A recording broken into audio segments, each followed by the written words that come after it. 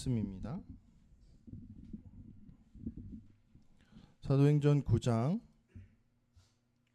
32절에서 43절까지 말씀 우리 함께 교독한 후에 마지막 절은 함께 읽도록 하겠습니다.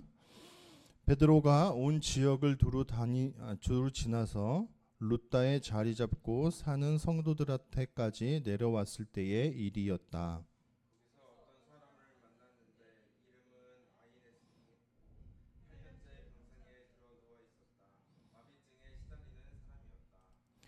베드로가 그에게 말했다.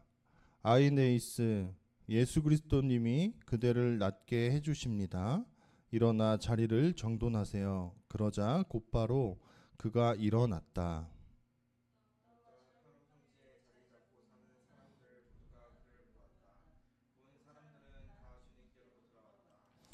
요바에 어떤 여자 제자가 있었는데 이름은 타비다였다. 그리스어로 옮기면 도르가이다. 이 여자가 한 착한 일과 구제 활동은 수두룩했다.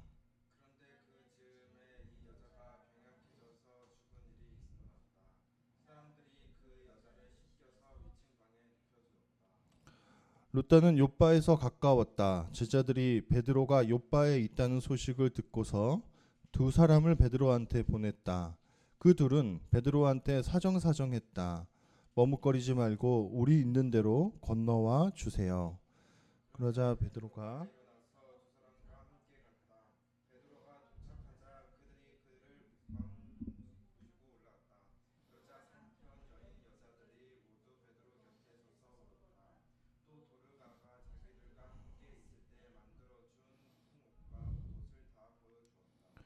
베드로가 사람들을 모두 밖으로 내보내고는 무릎을 꿇고서 기도했다. 그러고는 시신 곁으로 돌아와서 말했다. 타비다 일어나세요. 그러자 타비다가 눈을 떴다. 그리고 베드로를 보더니 일어나 앉았다.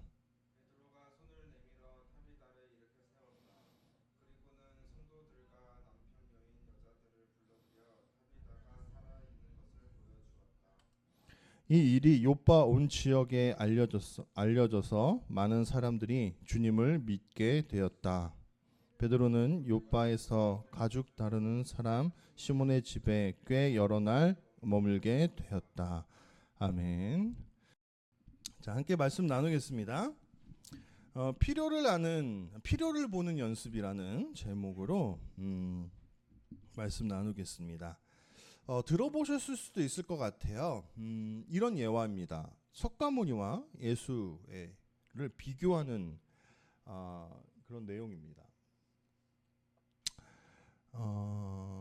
어느 마을에 어떤 가정에 여러 질병으로 막 이렇게 석가모니한테 위로를 받기 위해서 오는 사람들이 있었습니다. 어느 날 어떤 가정에서도 어떤 큰 상을 치른 거예요. 그래서 우리 가족에 이런 슬픔을 당했습니다라는 이야기를 석가모니한테 와서 하는 겁니다. 우리 가족 누가 죽었습니다. 우리가 너무 슬퍼요. 그러면서 자기의 이제 하소연을 하는 거죠. 그래서 석가모니가 그 사람에게 그릇 하나를 줍니다. 그릇 하나를 주면서 온 동네 마을을 다 돌아보아라. 그리고 그 가족 안에 그 가정들마다 누군가 죽었거나 누군가 크게 아프거나 큰 슬픔을 당하지 않은 그런 가정이 있으면 그 가정에게는 기름을 한 방울 받아와라. 그래서 모든 마을에 있는 모든 집을 돌았을 때 왔어요. 돌아왔더니 그럼 너에게 기름이 얼마나 있냐 물어봤더니 한 방울도 없는 겁니다.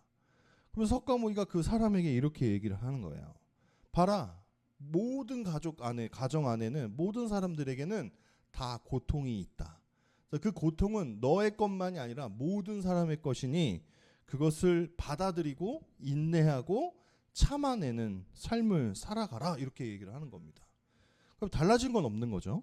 근데 반면에 동일한 상황으로 예수님 앞에 가지고 왔습니다.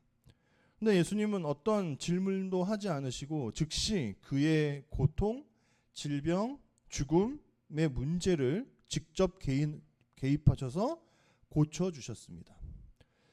저는 좀 이 예화를 좀 짧게 다루었는데 사실 이 짧은 이야기는 기독교와 불교가 가진 교리의 아주 극명한 차이를 이야기해주고 있어요. 고통이 있는 것은 동일하게 인정하지만 그 고통을 해결해주는 방식이 전혀 다르다라는 겁니다. 고통이 있으니까 너가 감내하고 인내하고 참선하는 방향으로 너가 그것을 덜어내야 된다. 그러니까 비움, 덜어냄, 그 고통을 고통으로 느끼는 것은 마치 그 사람의 잘못인 것 마냥 뭐 이런 거 하는 거죠. 뭐 3,000배 해 뭐 이런 거를 통해서 그 고통을 자꾸 덜어내게끔 하는 겁니다. 그러니까 기도가 불교가 하는 기도는 자꾸 자기 자신을 향하게 하는 거야. 자기 자신 안에 있는 어떤 번민, 문제 뭐 그런 것들을 덜어내는 일로 다루고 있습니다.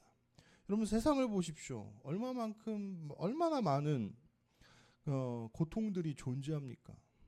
TV 프로그램 뉴스를 보면 매일 연신 다뤄지는 게 전쟁에 대한 이야기고 뭐 누가 누구랑 뭐 싸웠다라는 얘기고 투쟁하고 분쟁하는 그런 이야기들 뿐이지 않습니까? 그러니까 이 세상은 정말 인간이 정말 고통의 어떤 종합 선물 세트를 안고 살아가는 그런 곳으로 우리는 생각되어지지 않을 수가 없습니다.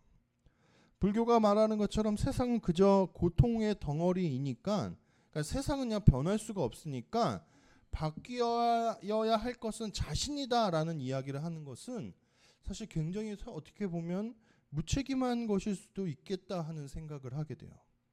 하지만 기독교, 즉 예수님을 믿는 신앙은 그 문제를 가지고 기도를 한다면 그것이 주님 안에서 더 좋은 길로, 더 좋은 방향으로 나아갈 수 있게 된다라는 것을 우리에게 가르쳐주고 있습니다. 다시 사도행전의 그 무대에 베드로가 등장합니다. 잠깐 보이지 않았던 베드로가 다시 한번 루따라는 지역에 등장합니다. 사울의 회심 이후에 예루살렘으로 사울이 가갖고 그 베드로와 그 요한, 뭐 야고보 같이 좀 약간 그 베스트 있잖아요. 맨날 예수님이랑 잘 붙어 다니던 리더격의 사도들을 한번 만나려고 했는데 그곳에 베드로가 없었다라는 구절이 사울의 이야기를 다룰 때 등장합니다. 아마 이미 그 베드로는 순회 전도 여행을 떠난 이후였던 것 같아요. 12장에 가보면요, 예수님의 형제 야고보가 예루살렘 교회의 수장이 되어 있어요. 그러니까 그 사이에 이미 어느 순간에는 베드로는 예루살렘의 리더 자리를 내려놓고 순회 전도 여행을 시작했던 것으로 볼 수 있습니다. 근데요, 그가 걸어다니면서 걸어가는 그 길은 사실 복음을 전파하고 복음을 선포하는 일들을 하면서 다닐 거였는데, 사실 그가 가는 곳마다 어떤 상황에 이르게 됩니까? 중대한 문제들이 계속 등장하는 것을 발견할 수 있습니다.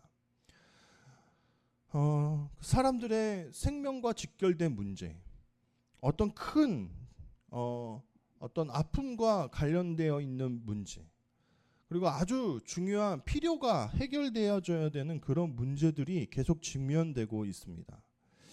여기서 우리가 교회를 시작한다는 것의 의미를 다시 생각해 볼 수 있습니다. 기독교의 중요한 교리는요, 제가 앞에서도 얘기했지만 그저 인내하고 참아내자라는 것이 아니죠. 그렇다 보니까 사람들은요, 특별한 상황에 대해서 해결을 필요로 할 때가 많습니다. 그래서 교회 안에는요, 여러 가지 그런 필요들을 갖고 있는 사람들이 있어요.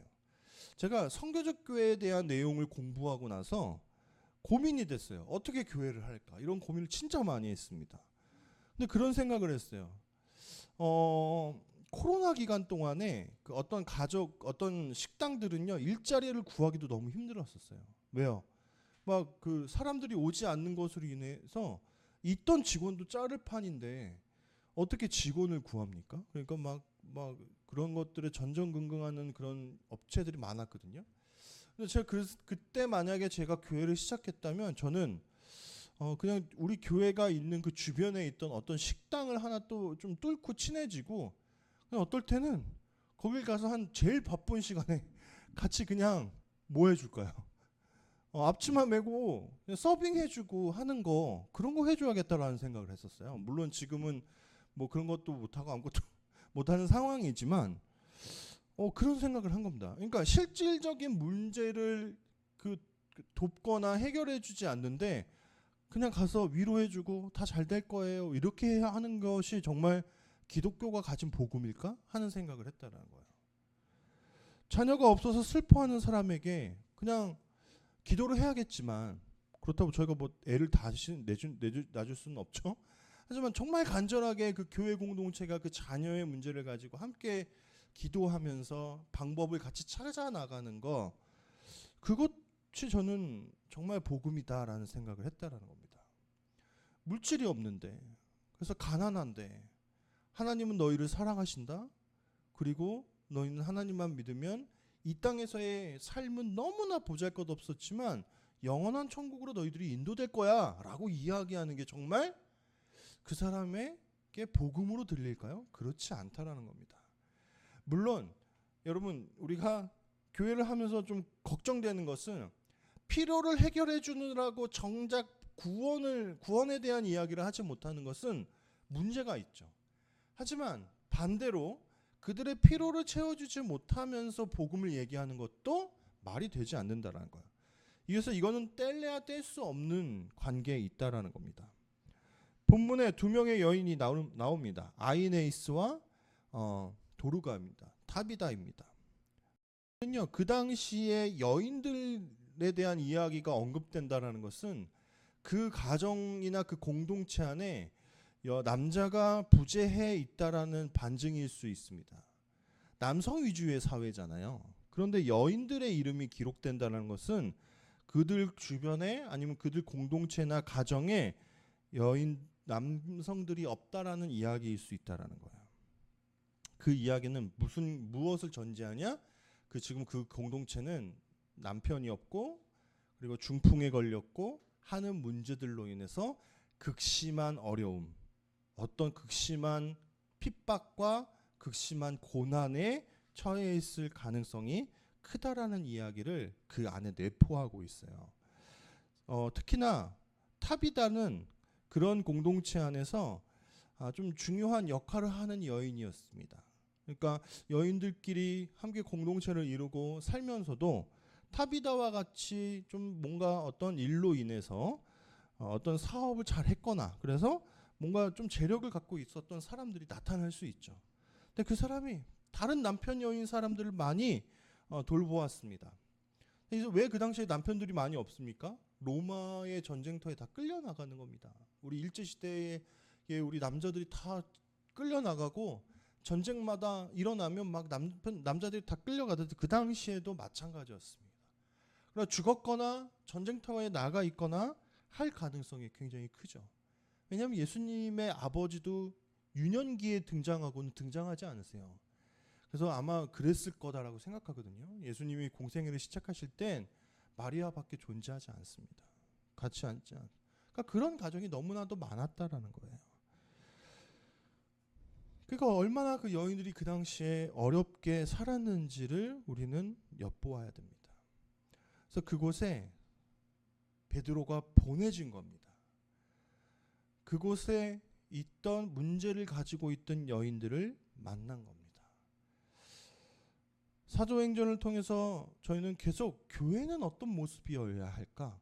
도대체 교회가 놓치고 있는 부분들은 뭘까? 이걸 계속 점검해 보고 있지 않습니까? 교회는 그들의 필요를 채워줌으로써 그리고 그들을 위로를 전하는 공동체여야 합니다. 그런데 마비증에 시달리고 있고 또 남편들이 여의어서 가난에 시달리고 있는 사람들을 향해서 아무것도 하지 않는 것, 그거는 교회가 정말 무책임하다라고 이야기할 수 있습니다. 하나님께서 베드로를 그 사람들에게 보내셔서 기적을 일으켰습니다. 중풍병을 앓고 있던 아이네이스는 일으켜 세우시고 또 많은 구제 사역을 했는데 죽게 되었던 타비다는 살리셨습니다. 아주 직접적인 기적을 일으킴으로써 하나님께서는 그들의 필요를 채워주셨습니다. 그럼 제가 가만히 생각했습니다. 도대체 기적은 왜 일어나야 될까? 하나님 때문일까?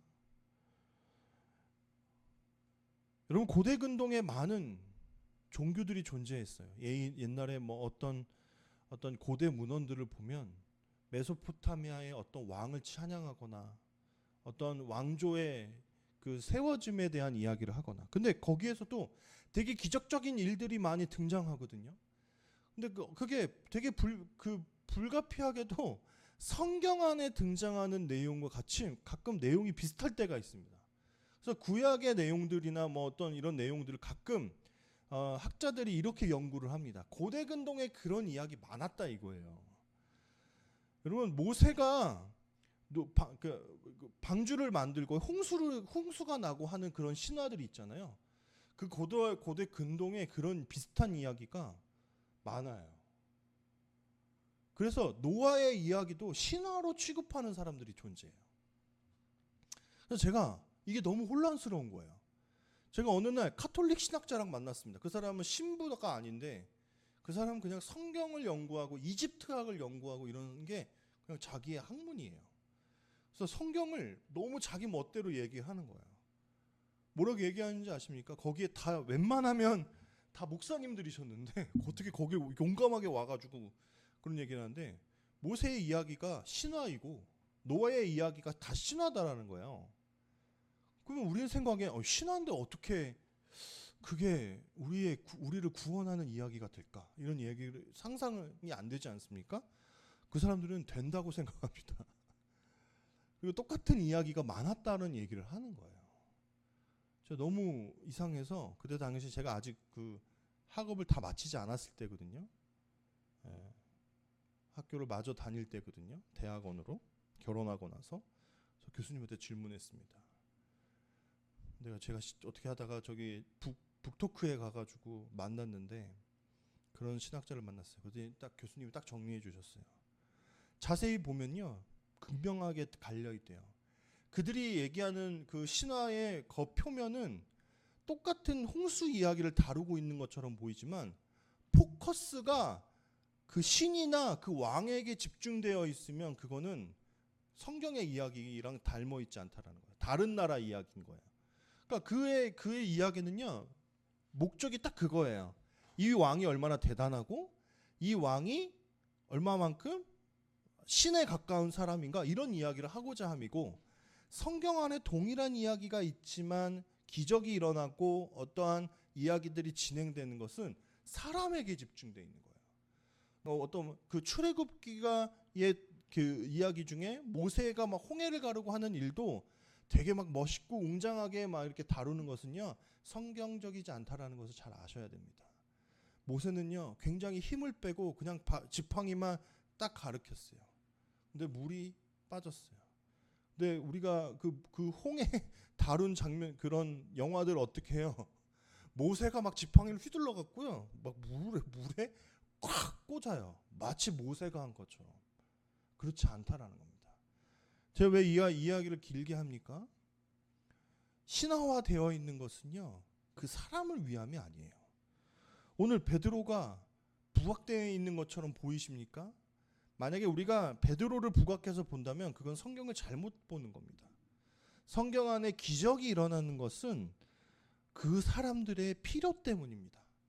아이네이스가 일어나고 나야 하니까, 그리고 타비다가 살아나야 하니까 하나님께서는 그 일을 찾아가서 행하시는 것이지, 만약에 하나님이 부각되고 예수님이 부각되고 싶으셨으면 예수님이 공생의 시절에도 기적 일으키고 나서 어디 가서 말하지 말라는 얘기를 왜 하시겠습니까?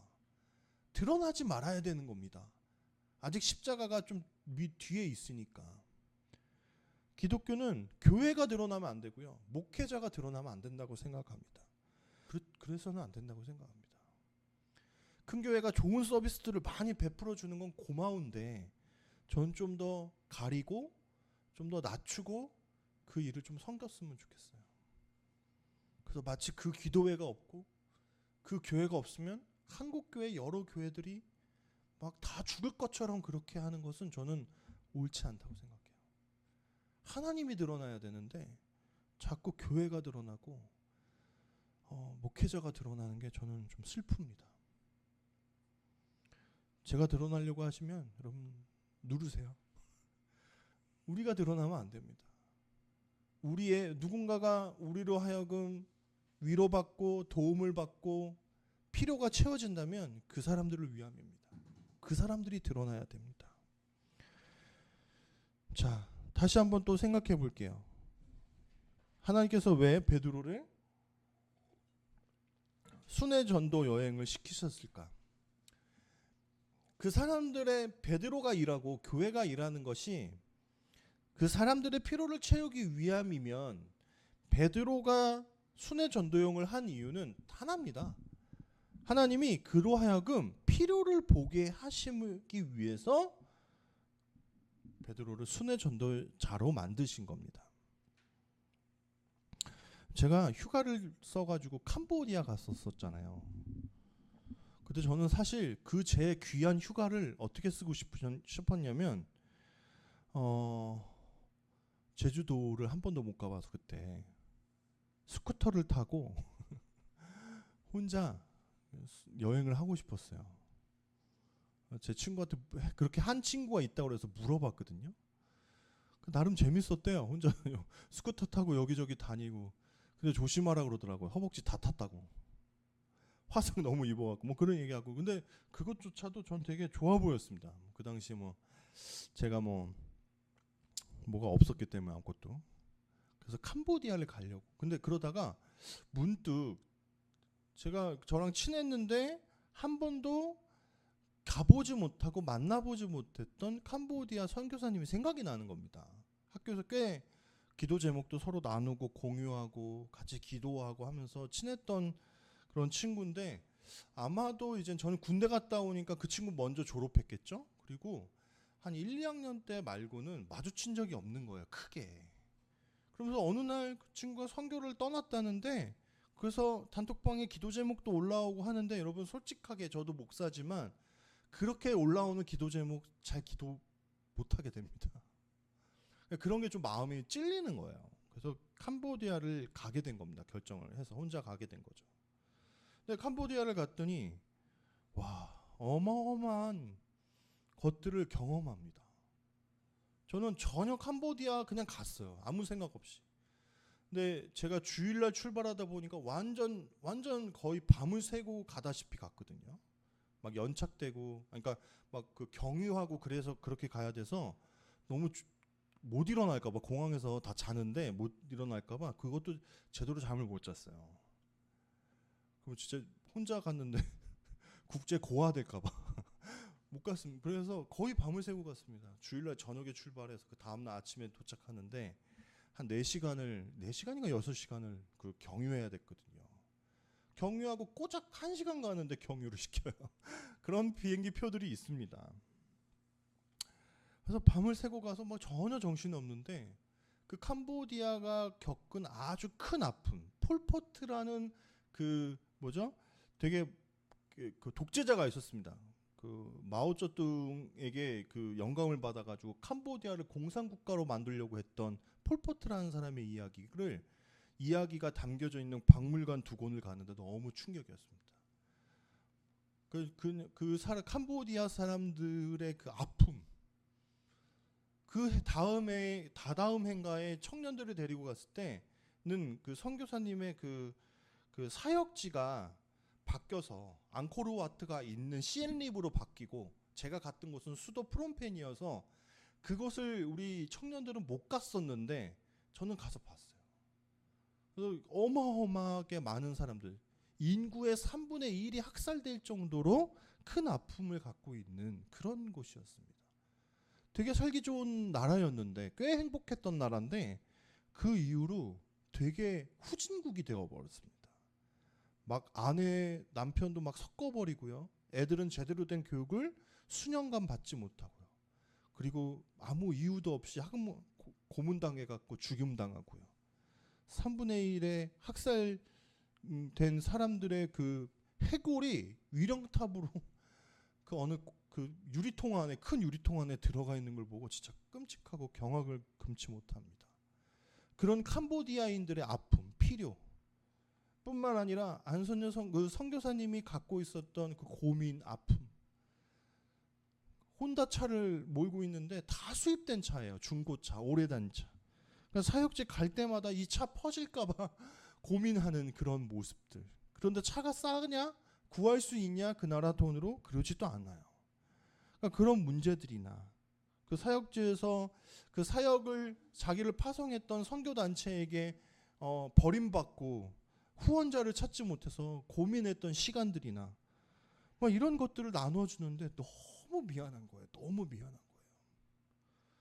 기도해주지 못하고 맨날 뭐 친구라고 우리 친구지 기도할게 말은 했는데 진짜 기도하지 못했던 것들이 너무 가슴 아프고 그래서 제가 절실히 깨달았습니다. 그때 절실히 깨달았습니다.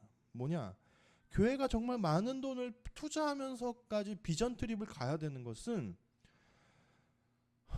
뭐 때문이냐? 그 필요를 보기 위함입니다. 가지 않으면 볼 수 없어요. 기도 제목은 허상이에요. 진짜 보고 오지 않으면 기도가 되지 않습니다. 정말 그런 재정을 어제 제가 티켓팅을 몽골 가는 거 티켓팅 마쳤거든요.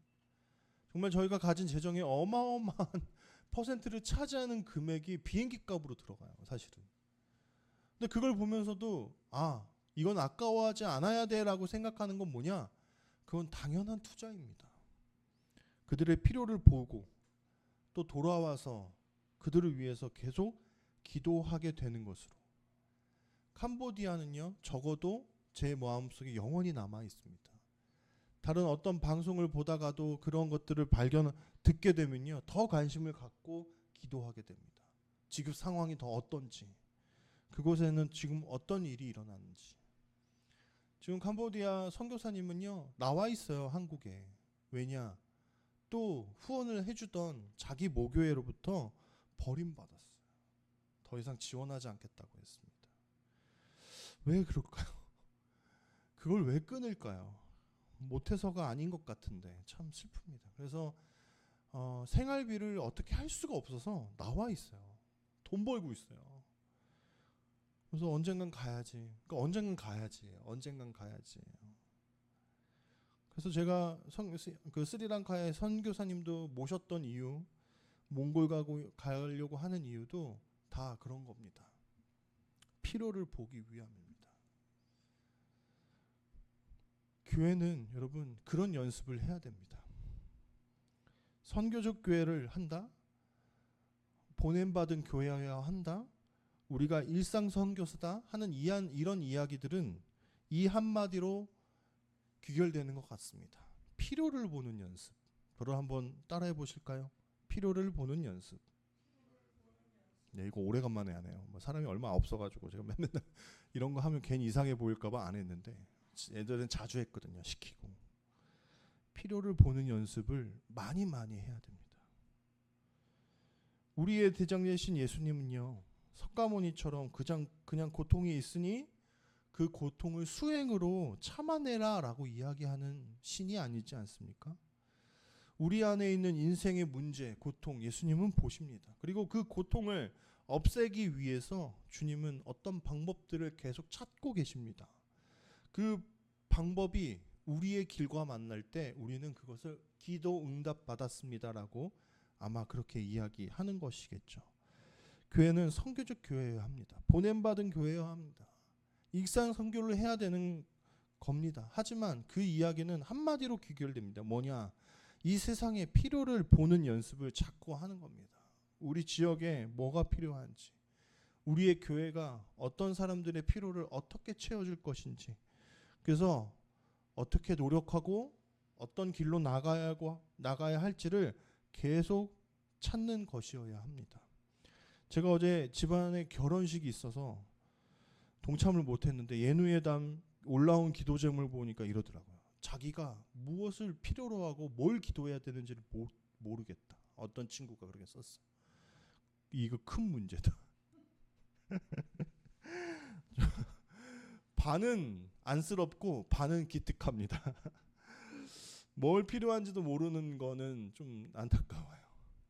근데 그게 큰 문제다라는 것을 아는 건 되게 기특합니다. 우리의 필요도 알아야겠죠.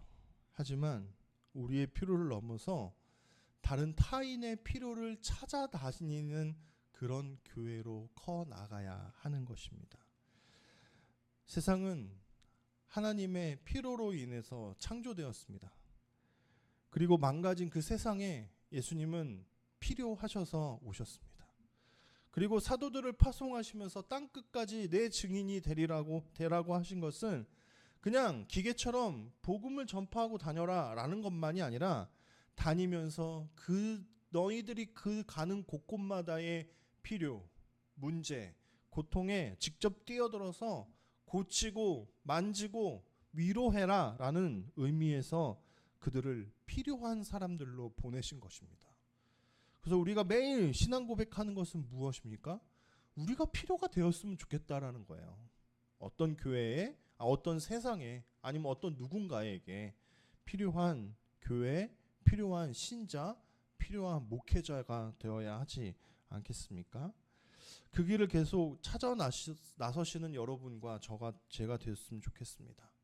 그리고 함께 걷는 교회가 아마 정말 이 세상에 정말 필요한 교회로 세워지는 그날까지 우리가 또 애쓰고 노력하고 기도하면서 걸어 나갔으면 좋겠습니다. 우리 이 시간 함께 기도하겠습니다. 이 기도 제목을 함께 기도했으면 좋겠습니다.